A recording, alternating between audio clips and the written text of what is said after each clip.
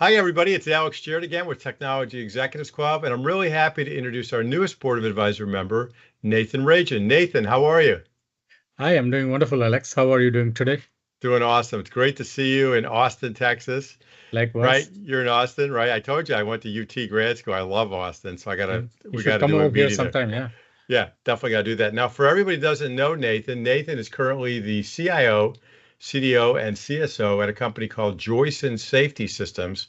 And you're like, who is Joyson Safety Systems? Well, if you got a car, chances are they made your airbag. Is that correct, Nathan? Like, Absolutely. Yeah, we are one third of the world's cars carry our products. So we supply in 22 countries. Every major car manufacturer is our customer. that's incredible. So, and I was looking at your when I first met you, and then I was looking at your profile on LinkedIn, and I just love the fact that you really enjoy the mission of Joyce and Safety Systems, which is really, I noticed your comment.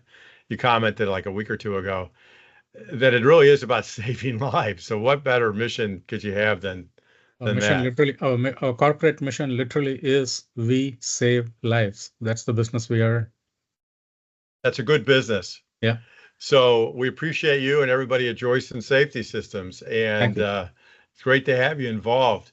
Now I've known you for a little while now, or at least I think almost a couple of years now, beyond that actually. But in terms of being involved in our community, but you just started with the Board of Advisor group.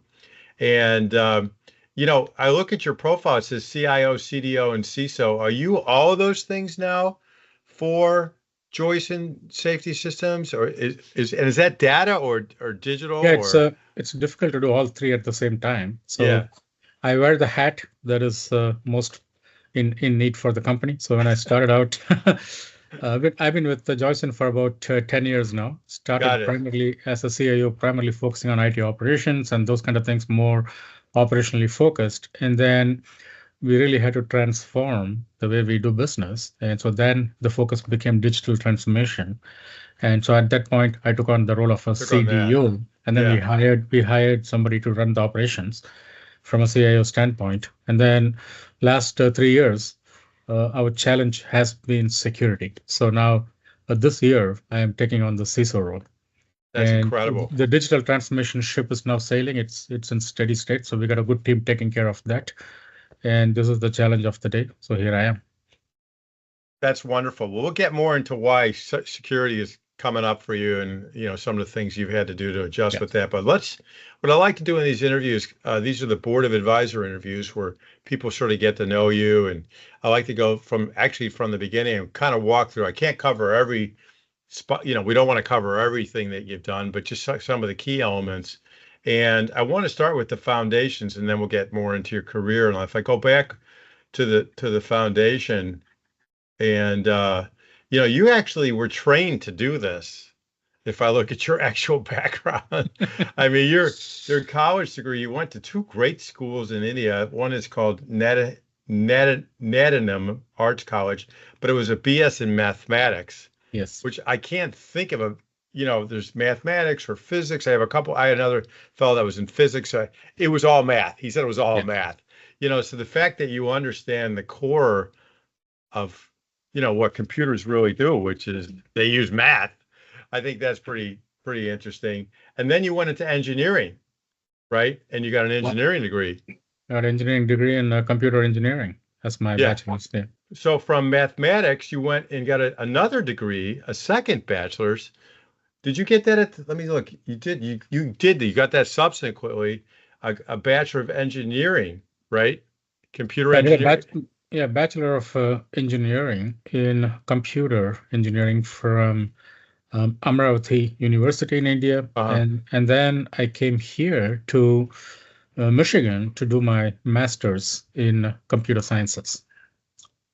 Wow, that's great. So you just kept going to school because I see you did it. The timeline was college, two college degrees, and then you got a Master of Science, like you said, in computer science at Western Michigan, Yeah, right? great school, love it. And that's how you got into that's when you sort of came over to the US and started working here, I imagine, right? I did, yeah. Yeah. Well, Um, that's a great foundation. But then where did you get your start? And then we'll go into the bigger jobs because you jumped up pretty quickly. But let's see where you got your start. If I Yeah, go, because I always love teaching. I always love mentoring. It's uh-huh. been core part of who I am. And even when I was doing my bachelor's, whether it was doing my mathematics or doing my computer engineering, even back in India, I always was more focused on mentoring, training, consulting. So I started my consulting career pretty early on while I was in college, to be honest. Wow. And yeah, so whenever I had a break, summer break, whatever, I used to consult with companies. A great company in Chennai, India, small one at the time, back in 87, 88 timeframe. This is the days of the mainframe era. And so this was a company that was consulting with the finance sector, helping them do trading and banking and things of that nature. And that's what Wow. I got my start. It's a small mom and pop shop, loved the environment, very nurturing, very caring, beautiful place actually. So I still have fond memories of where I got my start. That's wonderful. So basically what I'm hearing, I already know you now, so I know that you're capable of juggling a couple different hats here. So you've been sort of juggling these different hats the whole time is what I'm hearing. Yeah, That you kind of learned how yeah, to, I kind of follow the Warren Buffett investment philosophy in life. Never put all of your eggs in one basket. yeah, So that's I always like interesting. to do a lot of things, whatever, however I can stretch, I keep stretching. So So you're pretty stretched right now for I can see with this job. We're going to get to that in a minute. So then, okay, so I'm just going to read a couple of those. You started off with an internship at Upjohn, which is now Pfizer. Then you went to Datatronics, IT principal. But then here's where I think you really started to get into these. Where kind of the area that you've been in now is aerotech. And that was you were an information technology executive at Ford Motor Company, right? You were at yeah, Ford. I spent 10 years at Ford. Uh-huh. Um, started consulting through Aerotech, which was more of a consulting firm initially, and then joined into the Ford leadership a few years later on a permanent basis. So Oh, yeah, I would say I built my foundation with Ford Motor Company. Great company. We fundamentally transformed the way the company did its business. I mean, some of the things we did there were revolutionary, path-breaking innovations, I would say. One big thing we did was on the innovation, product development, and engineering front. Uh, we implemented a program that reduced the cycle time by 50% in a matter of 2 years. Um, the cycle time for what? Development? cycle time to launch a product from concept to launch. Wow. It was a great breakthrough at the time for the company. And So what we kinds of products were you launching there? What are you talking about? Just to yeah, I be, mean, very interesting innovations actually. So we are working with a company called STRC, which later became Siemens, and which oh, was later acquired by Siemens eventually. They were our partner. But back in the mid 90s, most of the manufacturers, including Ford, were all doing two-dimensional design, a lot of paper-based uh, uh, checks and verifications uh, processes, a lot of reliance on physical mock-ups. So you really cannot see a product early on until you had a complete clay model, which takes forever. And then you build one clay model and then you run it through some simulations. And then you say this is not going to work because it failed this engineering test, it failed that engineering test. You got to start all over from ground zero. That's what consumed the most time in the cycle. And then the next big chunk was when it came to manufacturing. yeah, We can think great ideas, but is it actually makeable? That's a whole different ballgame, right? I can come up with a great design. Now, can I actually manufacture the damn thing? That's a whole different story, right? These are all very sequential processes the way company did it, right? So yeah. the engineers will go in a vacuum. They design something great, and then the CAE, the simulation analyst, the test engineers will come. They will then test it, and then it's going to either pass or fail. And then the manufacturing engineers will come and they will try to say, "Hey, can I actually make this damn thing? Do we have the tools? Do we need to create new tools? Is it even doable in a plant floor?" And so that's manufacturing validation. And then last but not least, the service engineers will come and Yeah. then say, can I actually service this in the dealership? Or is it going to cost an arm and a leg for a simple dent? Right? So end of the customer, the buyer of the car, cares about the total cost of ownership. Yeah. Right. So if they have a small repair and then you take it to the shop and the shop says, oh, it's going to cost you $5,000 because I cannot change this one part. I got to change the whole damn part, whole damn assembly. Yeah. So these were all the things we had to go through, and everything was sequential when we looked at this. So one of the biggest digital transformation happened at the time in the company where we brought in three-dimensional design, Yeah. digital prototyping, not physical prototyping. So now everybody can see the actual model in real time for the first time. The entire company, all the way from the stylist to the designer, to the manufacturer, to the test engineer, to the service guy, to even the marketing guys, right? So everybody started working with the same model in real time, concurrent engineering. That was the name of the game. And that fundamentally changed the way Ford did its business. That's pretty incredible. So here you are at a large manufacturer, and what I'm hearing in terms of lessons learned, first of all, you clearly understand the business model. You just described the different stakeholders, and you understand what it takes to take a product to market. And even though I don't, your business acumen is really high considering you came in through engineering. I really focus on building the relationship with the business stakeholders. End of the business, day, end of the day, they own the business. It's their business, and I'm here to support them. That's my mindset. Yeah. Well, at this point, you're actually a leader in the business where you are now too. And I think there, if I look at the lesson, I remember you were telling me one of the things that you're really proud of, and we'll sort of catch this as a theme, is that in your career, you've worked in enterprise technology, and in this case, a large manufacturer, and you're doing it again, similar area right now. But you've also, we'll get to in a minute, but you've also worked at a large OEM. Yeah. Right. And then you also worked at technology service providers. So in terms of the entire ecosystem in technology, you've pretty much been you've been a leading executive in all of these three areas. Is that accurate? Yeah, that's very accurate. I mean, when you look at the entire ecosystem of technology consumption, right? Yeah. So there are the original technology vendors that create products, right? That innovate new technology, right? Yeah. They are the creators of technology, like Siemens, like Oracle, right? Like all these companies, they're the creators of technology, like SAP, and then you have the consumers of those technology, like Ford that I worked for. Yeah, which is where you were in this. Right. Well, that's what you were doing there. And then you also have the entire ecosystem that provides technology services to the customers. That is the bridge between the technology manufacturer and the technology consumer, or these service providers or system integration partners like Capgemini, like Accenture, like Deloitte, like Tech Mahindra, like Infosys. I can go on and on.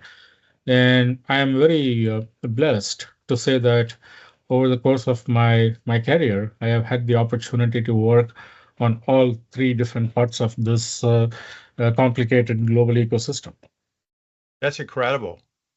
So we'll get more into that, and let's use that sort of as a theme as we talk through these things, because right now I'm looking at Ford. We were just talking about that. You just shared this amazing experience where you were able to reduce the overall product development cycle in half. Is that what you actually said?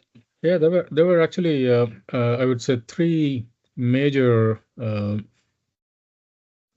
roles that I'm very privileged to have undertaken at Ford. One was, of course, this digital transformation at Ford. This was a big program. That's huge. I was part of the team, right? You were part of the team, yeah. I'm not the entire leader there. I mean, there are a lot of great minds working together, both from the Ford side and from what is now Siemens. And back then it was a different company. But we really pushed all the buttons, both internally and with the vendor, because even with vendors, especially with technology vendors, I've seen this pattern repeat consistently, right? Nobody wants to kill the cash cow. Nobody wants to kill the cash cow at the time. So at the time, Of whatever course is not. making, right, whatever is making money, that's what they want to sell. That's what they want to promote. And I remember back in 96, 97, when we were working with now Siemens, back then Metaphase, and they were really focused on selling the design products, that computer in the CAD solution, which was the cash cow for them at the time. That's where they were making the most money. And uh, CAD is great, design is great, but it's very limited in terms of who can consume it. You need a very high horsepower individual with a lot of knowledge, training, education to work with that product, that tool.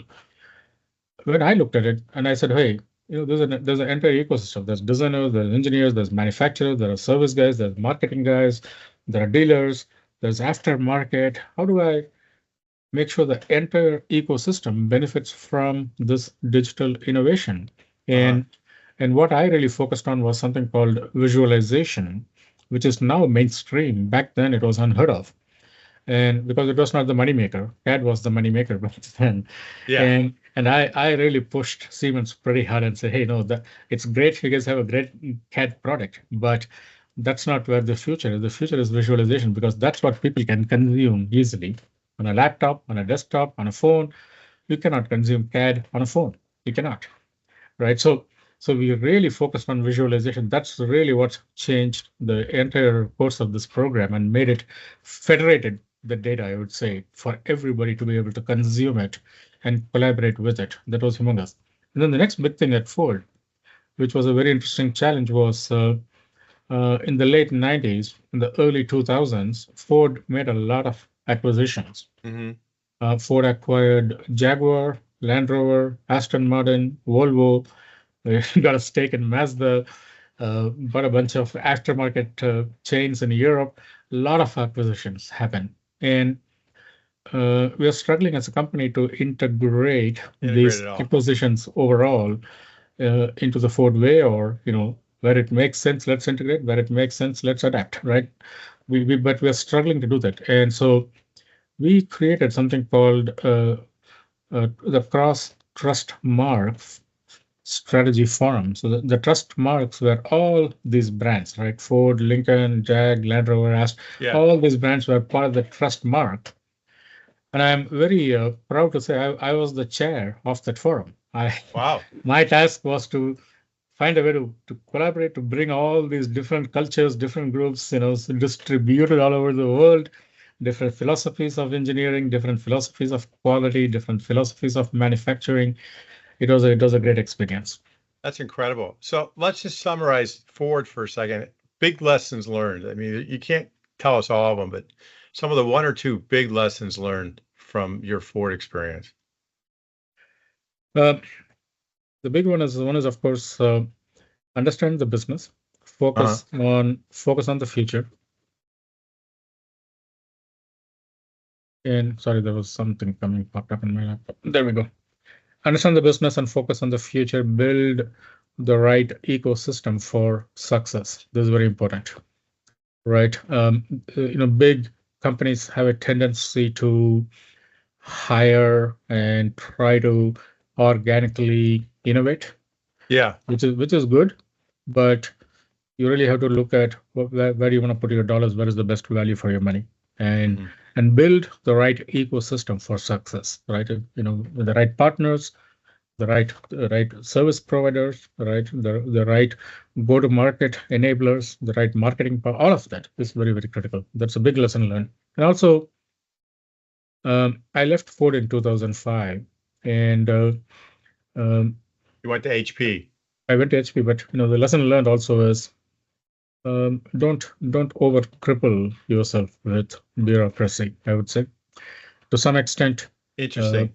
right? To some extent, I don't want to go into the details, but the company did go through some major financial challenges in the early 2000s. It's Uh-huh. all public news, but being an ex-employee of Ford, I don't want to Sure. Well, publicize that. But yes, there are challenges, of course, but every challenge is an opportunity in disguise, right? So Mhm. that's the way I look at it.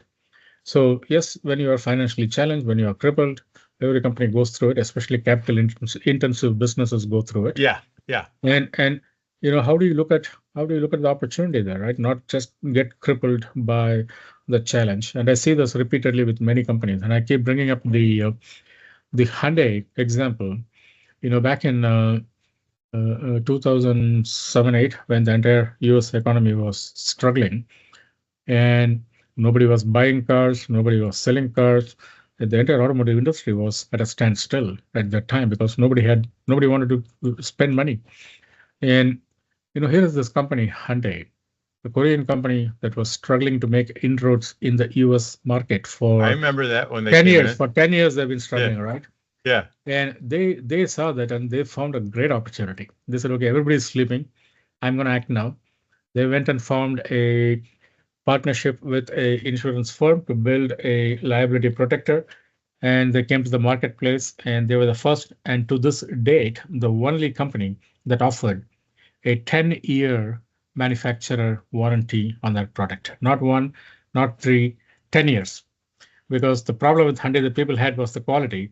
They said, you are worried about the quality, I'll take that problem off the plate. I'm going to give you 10 years. Anything goes wrong with your product, bumper to bumper, bring it in. I'll fix it. And wow, that is how Hyundai broke the US market.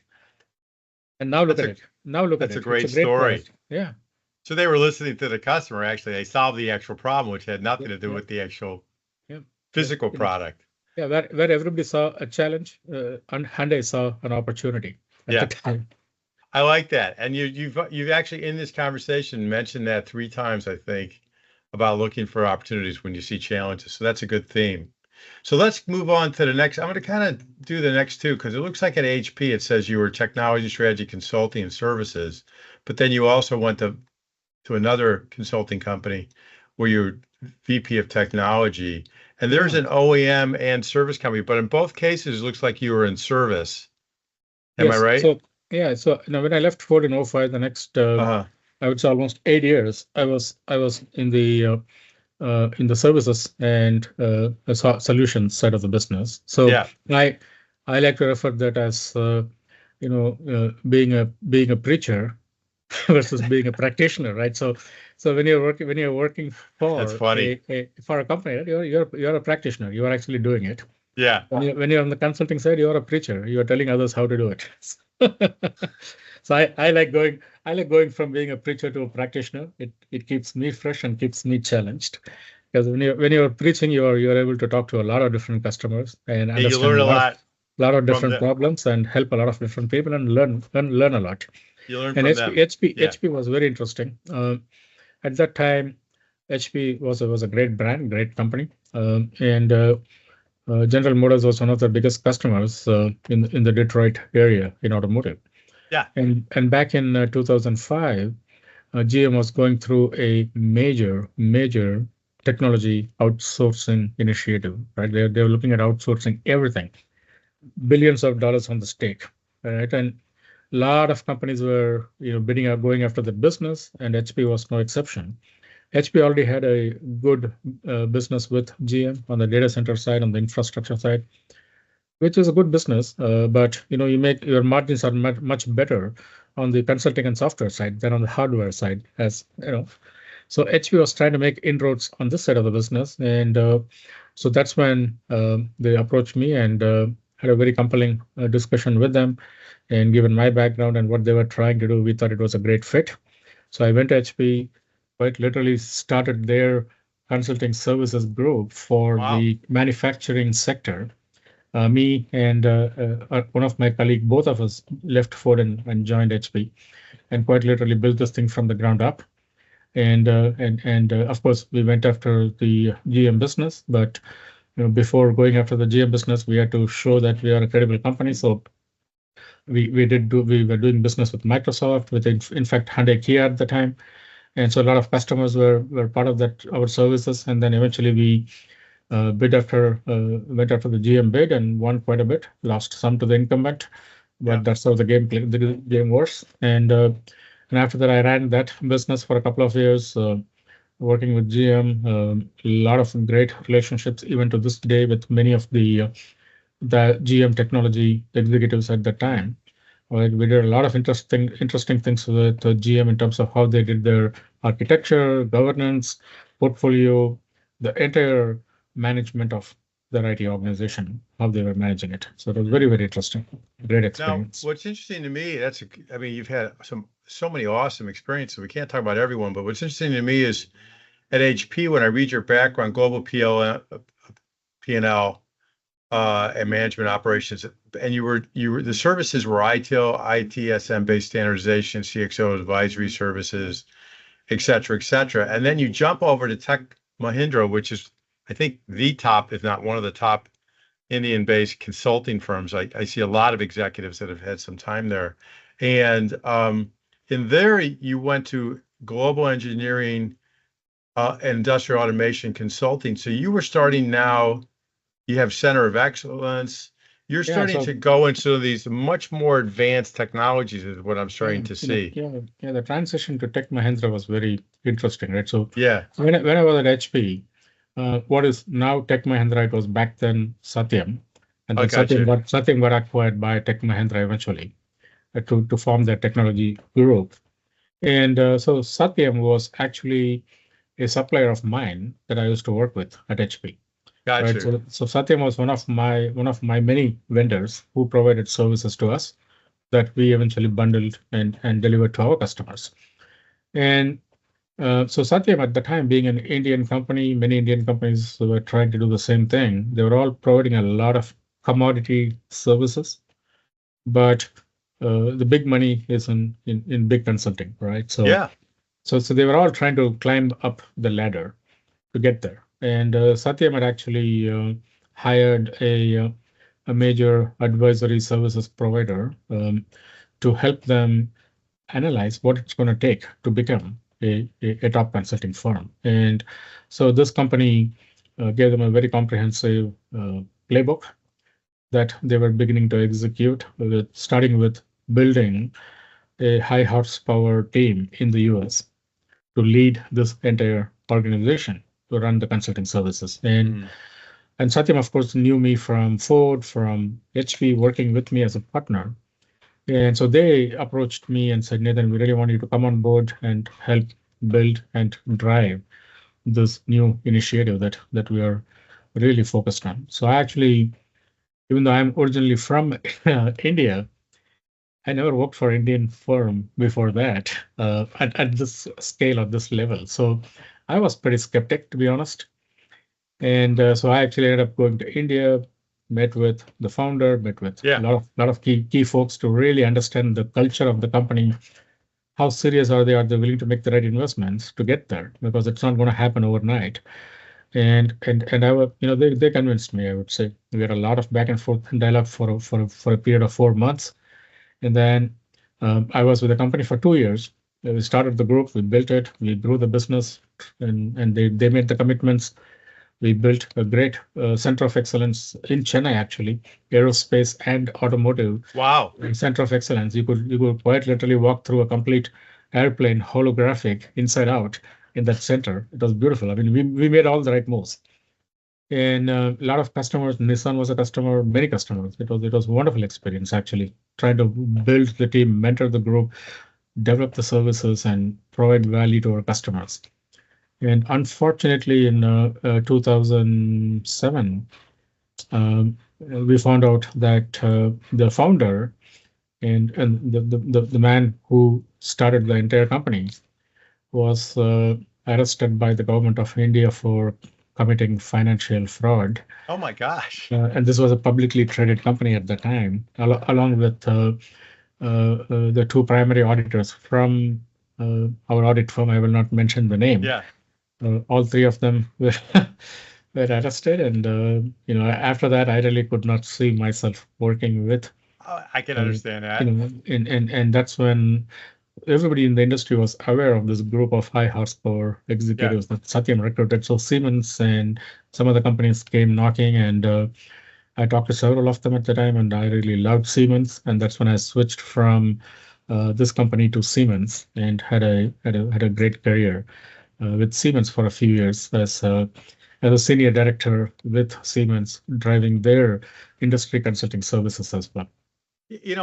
A common theme that I'm seeing is this center of excellence. You're driving the consulting. When you're in the consulting, every one, I see you built a center of excellence. That's pretty cool. Because you cannot scale without an excellence mindset. You can achieve tactical success. You can achieve tactical success, but strategic success requires the ability to scale a tactical advantage. And you cannot do that without building this kind of a center of excellence concept. So where did you learn this center of excellence concept? Because I've heard this from a couple other people, but you're literally building it in multiple different companies. I see this. Even now I do it. Yeah. You're doing it now still. Yeah, because to me it's again, I look at it as when end of the day you are providing services. Yeah. It doesn't matter, right, what role you are. End of the day you are delivering some services, and certain services I would say are commodity services no matter what you do. Right? Yeah. And certain things require customer intimacy because it's more strategic and you need to understand the pulse of the customer to provide the service.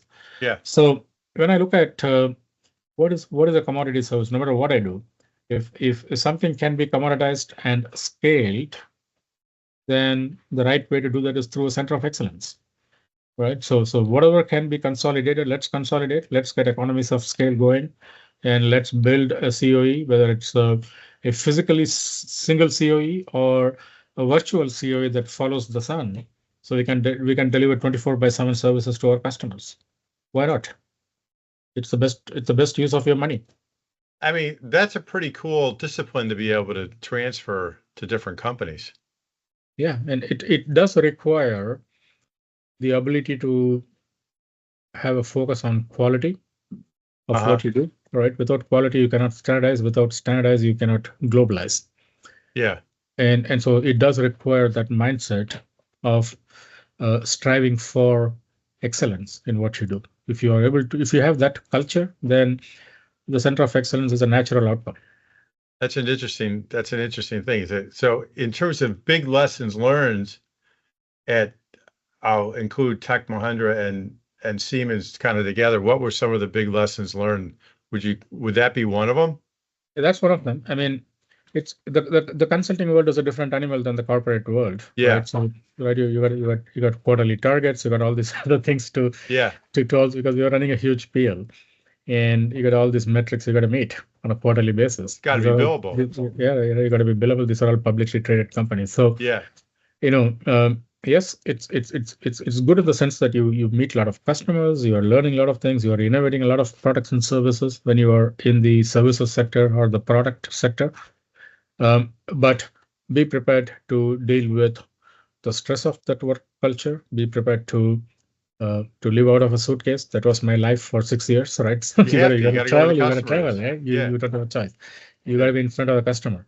So that's some of the challenges in the world. But each company is different, right? So HP, Tech Mahindra, Siemens, these are the three companies where I was focusing on services.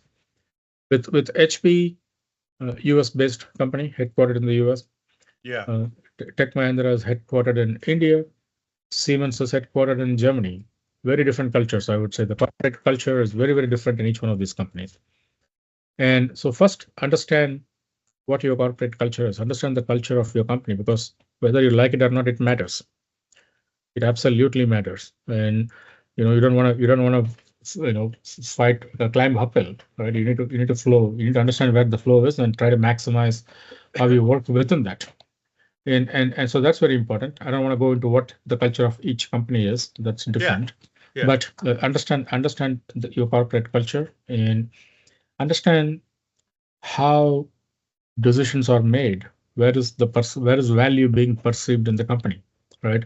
In Siemens, for example, it's all about innovating products. It's all about innovation. It's all about how do I create new products? How do I deliver new services to the marketplace?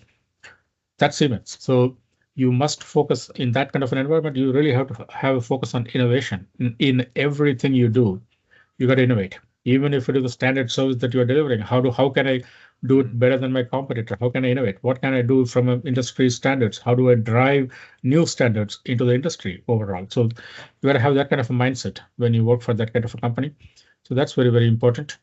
Yeah, that's probably the biggest one I would say. And then in the services sector, absolutely, you have to have very, very strong customer focus. Understand your customer. I really, now that I work with even more companies, I'm working with all these companies, and I really love the culture of AWS, Amazon. Not an easy company to work for. I know the workforce. It's a very stressful work environment because they Yeah. demand a lot. Yeah. But the culture of the company is customer comes first. Period. No debate, no questions, nothing. Well, right? they're known for the incredible Yeah. customer experience. Yeah, absolutely. So That's why it's it's amazing. Understand that, because if you don't understand how decisions are being made in a company, within your own box, That's you a could be great great. insight. So Yeah, wherever you are, get how they make their money, what their culture is, and how decisions are made. be aware of your ecosystem, right? Where am I, and what's going on around me, and how do I maximize from this? That's important as a leader. Yeah, you've said that word ecosystem multiple times. Well, let's keep moving, and let's finish with the last two. I can't go through every one, but I got key safety systems where you were the CIO, and then you became part of Joyce. And as I recall, are those different? Did they kind of meld into the same? Are those different? I'll talk briefly about it. So Yeah. when I was in the consulting circuit, Key Safety Systems was a customer of mine. Yeah. At the time, right? And then in 2009, 2012, Siemens, which I absolutely enjoyed working for, great company, as I said. Yeah. Yeah. They, were going through a major transformation internally. They were looking at the entire market trend, where the industry, where the entire global economy is heading, and it was all moving towards urbanization, green energy, infrastructure, cities, and that's where the money was. That's where the entire world was moving.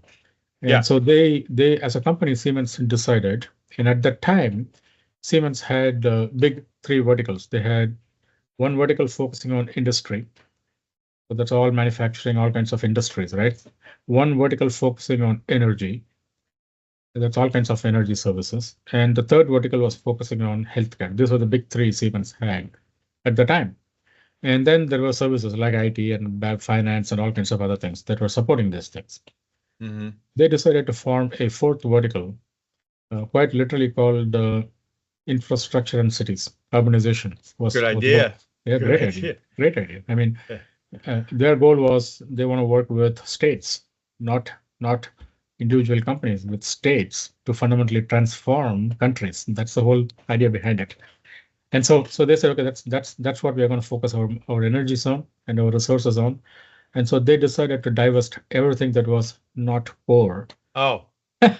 And unfortunately, even though we were very successful, we got divested as part of that. And Atos, another great company, acquired us. And I was with the company for about a year, did all the transition and made sure that everything was smooth and integrated everything into the company. But I did not see myself culturally gelling with the culture of Atos, right? So it's not it does not have the manufacturing DNA in it. Got it. It was a traditional IT services company, and so then I moved on, and that's when Key Safety Systems, which I said was a customer, they were going through their own internal transformation, trying to go public. They were privately held automotive tier one supplier at the time, great company. And they approached me, and they said, Nathan, we're trying to do this. We don't have anybody leading technology for us right now. Yeah. Right. So we know without a good technology roadmap, we cannot go public. Even if we have a 3-year plan, we got to get our act together from a technology standpoint. And would you be willing to join us? Yeah. So very interesting. So you had a big mission there. I had a big mission. Was to shape up in my words, shape up the ecosystem of IT so they could go public. Yes, they literally had one employee in IT, Yeah. who was like the acting CIO type role, and there was only one internal employee in IT. Everything else was outsourced. Well, how big were they back then when you started? They were about a two and a half, $3 billion company at the time. And how many people were in that company? About 18,000 at the time. And they So only had one person in IT and everything else was out. That's amazing. everything was outsourced because, like automotive suppliers, right? So they went through bankruptcy in the late 90s. And, when you go through bankruptcy, you say, okay, what do I cut? And so they made a deal with a IT services Oh, provider. so there was an IT shop, but it just wasn't it Yeah, wasn't theirs. yeah. So you had So to build it internally so yeah, they could go so public. yeah, so I joined them, and That's the a first great thing challenge. it's a great challenge. And the first thing I did was I looked at all the vendors, who's doing what, Yeah, and who's really adding value, who's been milking us for the past, that's stuff happens, right? So I had to take a hard look first at the contracts. Yes, I almost took on like a role of a purchasing director initially yeah, for it the sounds first like three it. months, like purchasing, legal, and compliance. I took all Well, those roles in the first yeah, 3 months to really shift through all the contracts, restructure every single contract we had so that it is more favorable for us, not to the vendor. And so that was a hard negotiation those first 6 months to I restructure all bet. of, and but we did it. And then we also insourced some key resources that were outsourced, some key people that we felt should be part of the Excuse me. company because they could add a lot of value to the business. And all the commodity services we kept with the vendor, but all the business critical services and resources we insourced. And then we started forming the organization, build a digital transformation roadmap for the company. A lot of compliance is required, CSOX compliance, regular US SOX, IIT, lot of audits and compliance we had to go through to be able to qualify to go public. So from a governance, risk, and compliance management standpoint, we had to put a lot of things in place. From a technology strategy standpoint, we got to put like global solutions in place. All of that Yeah, happened in the 3-year time frame, and then we were ready to go public. We were looking at the different markets to see where our best valuation was going to be. And of course, in the Western markets, automotive supplier really is not does not get a great value. In the Eastern markets, that's a different story. So we actually really. found, yeah, in Shanghai Stock Exchange, we were able to get a fairly good equitable value. And so we're looking at the dynamics of what it's going to take to trade through Shanghai. Wow. And while we were looking at it, this was in 2016. Another company called Ningbo Joyson Electronics, which is in Ningbo, China, they were publicly traded. They actually had quite a few automotive holdings under the belt Yeah, at the time. Small companies, small holdings, nothing too big in size, but they were really interested in us. So they looked at this and said, "These guys are trying to go public," and so they made us an offer, and it was a great offer, so we took it. And in 2016, we became part of Ningbo. We were still K50 Systems at the time. Ningbo just acquired us, yeah, and then in 2017, something very interesting happened. Takada, Takada yeah. I know Takata. right. Yeah, It's a great company, 100-year legacy like us. They were also in the safety systems business. They were our competitor, but a big one, and they were headquartered in Japan. Great company, but they had one major recall issue with their airbags from 2015 through 2017 timeframe. Unfortunately, some of their airbags exploded ooh, unexpectedly, and some of those explosions were fatal. People yeah. there were fatalities, That's and horrible. Yeah, yeah. So in the U.S., the DOJ went after them big time and uh, penalized them pretty heavily, over $1 billion in fines in the US alone. And that basically crippled the company. this And this is Takeda that you're this talking is about. this is Takada, yeah. Yeah, And so they had to pay the fine. So they basically declared bankruptcy and sold all their assets to pay the fine. And when they declared bankruptcy, they became a acquisition target, a huge company. They were like 5 times our size at the time. But because they went through this turmoil, that became a great opportunity for us to pursue them along with our competitors. Several of us bid on it. We This is outbid at Joyson now you're talking. Yeah, this is while I'm at Key Safety actually pursued the acquisition with the backing of our parent from Ningbo, China. So you were with the company that got acquired. And if By I'm looking at your timeline, yeah, that you was in 20, emerge, in you're the 2017. CIO, you're the CIO of Key Safety Systems, but then in Joyson, the same year you become the CIO of Joyson. Yeah, because after this acquisition, we literally became like the second largest supplier in But in the safety systems supply chain through this acquisition. so what's the big lesson learned there? And now you're global head of technology strategy and solutions, and you have all these roles that we talked about. So what's the big lesson there? And you can talk about any other lessons at Joyson, but a lot of people that I know that go through acquisitions, they don't end up at the top of the heap when the dust settles. And you did. Interesting So you say that. I mean, I'm the only executive from Key Safety Systems who is still with this company, pretty much. not only still standing, you're standing at the top. Yeah, it's So it's please interesting. share with us what's the big lesson? Because I know from listening to you already, you understand learning about the culture, you understand the ecosystem, and learning the ecosystem. You've shared this with us already, and learning where the real value is that the company provides to the customer. You talked about quality. You've already said a number of great lessons learned, but how do you survive, not only survive, but thrive in this situation? How'd you do it? Yeah, I mean, don't take it for granted. I don't take a single day for granted, right? So Yeah. this is really the first and most important one is every day you come to work, you got to prove your value every day. That's, because I always have that consultant mindset, right? And I tell that to my team, every day. I don't care how long you've been with the company. You got to prove your value, number Yeah. one. Number Yeah. two, you will be tested because it's a culture clash. It's a power clash when mergers happen. These dynamics happen. I was with HP when the compact merger happened. So I was with Ford when the Visteon divestiture happened. So we know how these things work.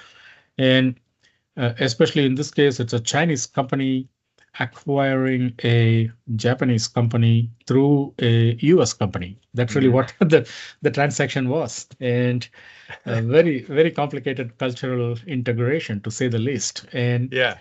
and so yeah, I mean, I took my time to build the relationship with the Chinese leadership. That's And really interesting. right, Go on. and understand the way they think, understand the culture of Chinese business. Very different, very, very different. What we consider, yeah, I would say it's almost in many cases the opposite of how we operate in the US. So if you don't understand those dynamics, you're going to struggle and you're going to fail miserably working But for a this is Chinese. Joyson we're talking about? Joyson, yeah.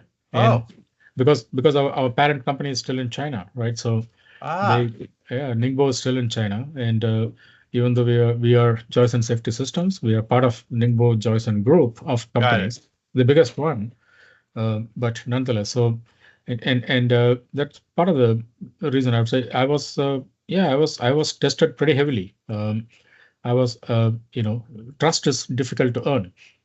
Trust is difficult to earn. So I was audited by our principal auditor from Ningbo, China. They visited me in the US at least 4 times a year to audit IT operations, IT spend, everything, right? So they just don't trust my reports, right? They came, they audited.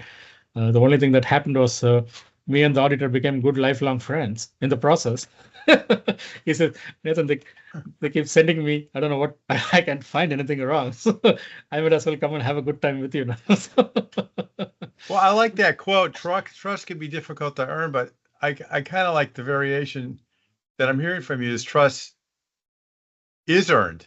Trust is absolutely earned, and Yeah. and also you got to work hard at retaining it. And that's what I said. Don't take it for granted. Even if you earn it once, don't take it for granted. And end of the day, yes, there will be class of philosophies, there will be class of management styles, but be a professional through all of it. I still get a paycheck. Yeah. And I gotta earn my paycheck, period. That's such a good lesson because there's probably so many people that have gone through this or that are watching this. There isn't an executive that I interview now that hasn't gone through something similar to Yeah. this, because that's just the nature of being an executive. In fact, I interviewed another executive just recently, a couple of weeks ago, and he worked for one of these huge companies, just like you, a pharmaceutical company. And he said, and this was like 15, 20 years ago in his career, and he was saying that the good news is back then when they got bought out, he was a director. And I go, well, what's the lesson learned? He goes, when these buyouts occur, most of the VPs just go away because they're cutting, they're assimilating, Yeah, and it's and yeah. and he goes, well, now he went on to become a global CIO like you, and and but it's interesting lesson. So tell us real quickly, because God, it's already been a little bit of time here. You're at Joyson. Any project you want to share with us that you're really proud of and big lesson learned here, or multiple lessons here at Joyson? Yeah, I mean, certainly, it's a different dynamic. Like I said, you got to understand the culture and what drives the Yeah. company. Being a supplier is different from working for Ford, where we had access to a lot of resources. Being a supplier, margins are tight, cash is tight. So you got to figure out how to drive transformation with limited budget, which is a Mm-hmm. huge challenge. And so my approach when I joined this company was very different from my approach at Siemens or my approach at Ford, because these are the dynamics of this environment, Yeah. and I got to make it work. So we did a lot of work with open source technologies, for example, looking at how do we get the maximum out of our investments in those. We did a lot of work around the governance, risk, and compliance, because we are in safety systems supply chain, and we don't want to make one misstep. That's how Takata fell. One small misstep, the company went bankrupt, and we acquired them, right? All it Mm-hmm. takes is one small misstep. So a lot of focus around that. And one of the big things that we did, in my role as the digital officer driving the technology transformation, we were one of the first companies worldwide to implement SAP S4 HANA, which is the latest and greatest ERP from SAP, Yeah. on a full-scale basis globally across our company. It was a huge, huge commitment that our board made, despite the fact that we're an automotive supplier. Huge financial commitment that has been transformative, because now we truly are marching towards the vision of one Joyson, which was very difficult to achieve before without this. That was a huge transformation. That makes sense. As part of that, and this happened during COVID, which was very interesting. So I started that program in 2019, right before COVID hit us. And I remember December 2019, I was in Shanghai and Tokyo, right? Quite literally. Probably that's when the COVID also started happening. Oh my God, you were there. Right. Yeah, right at the time, right? I was in Shanghai, and then I was in Tokyo for a week. I was in Shanghai for a week, working with Asia, trying to figure out how to get this thing rolling in Asia.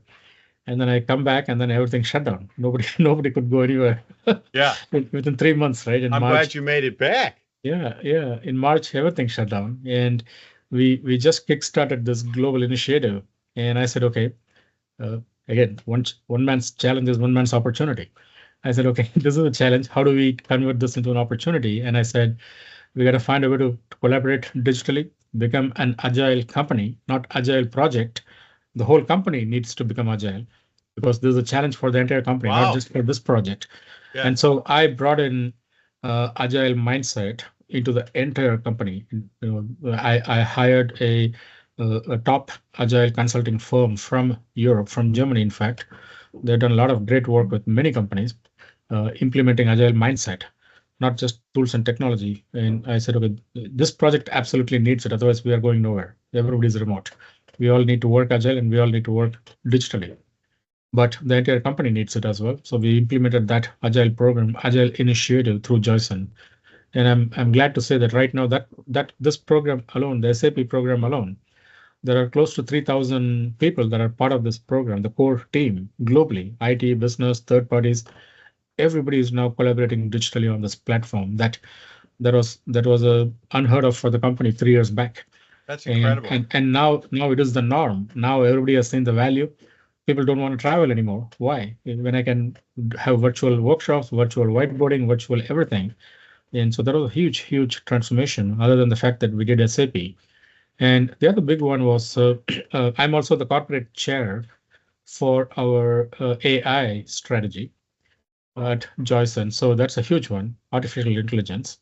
So last year, I formed the AI task force at Joyson Safety Systems, so global task force, and really pulling in the business stakeholders. They need to really take ownership of this, otherwise this is going nowhere. So I brought in R&D, I brought in engineering, manufacturing, purchasing, everybody, right? We formed the task force and very aggressively went after several pilots because AI is not a spectator sport. You got to participate. You can sit on the sidelines. You're going nowhere. You got to participate. I don't care if you fail, but you got to participate. That's the only way you're going to learn. So participate. Put the safeguards in place. So if you fail safely. That's important. That's what we did last year. And so we did about almost 15 different pilots on selected key use cases, key projects. And every one of them had a very interesting value proposition. Some of them had a very long lead time. Some of them were low-hanging fruits. We went after the low-hanging fruits first, of course. And right now, 3 of them are in full production. And several of them are in the process of being productionized. So that's moving really aggressively. And So I'm very, very happy about it. So you really transformed the way this company worked during the pandemic. Yeah, it's a complete. I mean, the example I keep using was Nokia, and I show this one slide when I run through my agile workshop with the business stakeholders, and I put this one slide of several brands, right? Global top 100 brands, and then I show another slide right after that. Close to 60% of them no longer exist. Yeah. And what's the difference? The agile companies survive. The companies that don't know how to dance quickly, they die. As simple as that. Yeah, that's so true. I've heard also that from another one of the folks that's involved in our group that the companies that are able to be more algorithmic will survive and do better. And let's move into that, because when I look at your specialties and areas of interest, we've talked about so many big projects that you've run, but I know that you've talked about in your profile with us on your site, you talk about enterprise digital transformation. You talked about a number of examples of that, but you also specialize in GenAI, ML, IIoT, big data, digital twins. So you've done a lot of work in that area. Yeah, I mean, manufacturing. Yeah, so the whole, because manufacturing is in my DNA. I've been working with manufacturing sector for almost 30 years now. So did those technologies, were those all involved in all those manufacturing experiences? Is that what you're saying? Yeah, so the whole smart factory initiative. Oh, that makes sense. Yeah, that is something I started back in 2019, even before this whole Gen AI came out, because that's more focused on traditional artificial intelligence, not generative artificial intelligence, which is a totally different ballgame. Yeah. So this is more traditional, more standardized algorithmic AI. Machine learning and industrial IoT. These were the big 3 enablers for the smart manufacturing initiative. And that's where the digital twins, the smart factories, 24/7 lights out operations, all of these solutions, robotics. So that's our core business, right? So that was primarily working with our operations folks and our product development folks, because IoT is now everywhere. Even in the products, we have IoT now going into the products. That's really interesting. So you've been working in the area of AI for a long time. Yes, I have. And I'm guessing, have you done work with the large language models? Have you done any of those projects? With the Gen AI task force that we started last year. A lot of emphasis is on chatbots, LLMs, and more than, I would say, the traditional Gen AI. One of the biggest value propositions for us is in the area of generative imaging, gen imaging technologies. Oh, that's so interesting. Yeah. Yeah, It's been humongous. I mean, those are the early ones that became productionized from pilots, to be very honest. that's really Yeah, interesting. we are working with around I would say 15 different AI brands right now. All of them are in the LLM game in some way, shape, Yeah, or another. Yeah, man, you just have, you really have touched all the major ecosystems in your different roles, yes, of course. and Yeah. you're doing it still. And then I just want to finish off in terms of areas of interest. And part of this role as our board of advisors, people want to talk to you about these things, they can. I'll just read them. Enterprise digital transformation, the whole smart factory, Gen AI, ML, IIoT, big data, digital twins, accelerating innovation and growth. You mentioned a number of examples. Cybersecurity, governance, risk, and controls management. Obviously, in any of these, in CIO of any of these companies, you need to have that CISO. I think now you became the CISO, so you're doing Yeah, all the yeah, compliance work now. yeah, that's been my focus this year is Yeah, AI and cybersecurity. Those are really my top two focus areas right now. yeah. I like how you think because you delve into the area of focuses, and then you listening to you just in this interview, and then I forget the word, you standardize it, and then you have teams that follow you, it sounds like, and they run it. Is that accurate? Because it sounds like that's what you've been doing. Yeah, I mean, from an operational standpoint, my philosophy is always standardize what you can, harmonize what you cannot, globalize what you must. I like that quote. We'll use that quote for you. Yeah. And then finally, enabling global ecosystems to drive efficiency, innovation, and collaboration. Those are all awesome, awesome areas to help people with. So this has been an awesome interview. I want to summarize what I started with in the beginning, and I think you proved it. It's rare that I see somebody that's worked in all three areas: enterprise technology leadership at the Fortune 100 level, actually, for you, technology, hardware, OEM, companies like Dell, Siemens, HP, Siemens, and you've also been technology service provider. So you do Capgemini, Infosys. So you really do understand and have been involved in all the major ecosystems of the industry. I have. That's Yeah. the, so now that you go into a situation, maybe you've already answered this. How do you approach, when you see these huge challenges? Is this what you were talking about before, where you say, what's the culture of the company? Who's the customer? Tell us the three or four big questions that you ask to kind of get your head into the game when you see these big issues that come up for companies.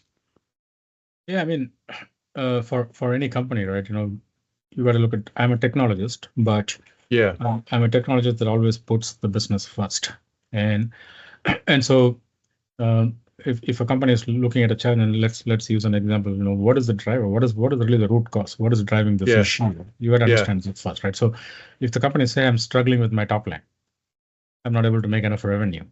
yeah, That's a huge challenge. Or I'm struggling with my bottom line. I'm selling a lot, but I'm not making any money of what I'm selling. Or if the company is saying, hey, I'm working hard. My plants are running 24/7, but I'm just not producing fast enough. That means you got a throughput issue, you got an operational issue. So people talk business language when they define their problem statement. What are they trying to solve? It is your job as put your consultant hat on and try to ask the right questions. mm-hmm. Don't give answers. Ask the right questions and listen. This is very important, right? Ask the right questions and listen to what they are saying, because eventually the root cause will come out. They may not realize it, what's causing the issue up front, but they know the business.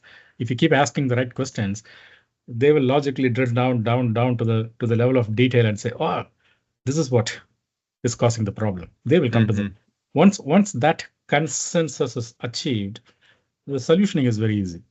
There are plenty of technologies, there's plenty of ecosystems. The investments will come because once you get it, you get it. Then investing is not a problem. Putting money to solve the problem.